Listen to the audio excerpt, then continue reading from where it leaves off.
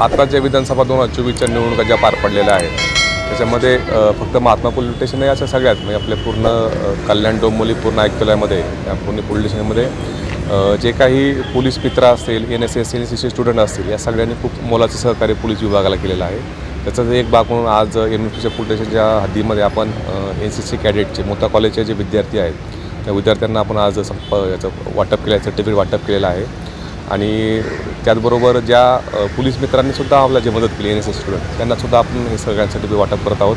आणि निश्चितच आताच्या ज्या विधानसभा 2024च्या निवडणुकीमध्ये बंदोबस्तामध्ये या सर्वांचं खूप मोलाचं असं सहकार्य पोलीस विभागाला राहिलेलं आहे आणि अपुरे मनुष्यबळ पोलीस विभागाकडे होतं आणि खूप मोठे चॅलेंजेस ह्या विधानसभेमध्ये होते आणि ह्या सगळ्यांच्या सहकार्यामुळे अतिशय निर्भयपणे आणि शांततामय मार्गामध्ये पूर्णपणे निवडणुका पार पडलेल्या आहेत। त्याबद्दल एक त्यांचं सत्कार करावा आणि त्यांनी केलेल्या कामाची ज्यांना एक कौतुकाची थाप मिळावी म्हणून आता हा कार्यक्रम या ठिकाणी आयोजित केलेला होता। महात्मा फुले पोलीस नव्हे तर पूर्ण कल्याण 3 झोनमध्ये एकूण किती NCCचे विद्यार्थी तैनात करण्यात आले होते? टोटल विधानसभा 2024च्या अनुषंगाने आपण आपल्या पूर्ण कल्याण झोनमध्ये 8 पोलीस स्टेशन येतात आणि त्याच्यामध्ये 550 त्याच्यामध्ये NCC NSS आणि पोलीस मित्र काही सिक्युरिटी गार्डसुद्धा आम्ही त्यामध्ये घेतले होते।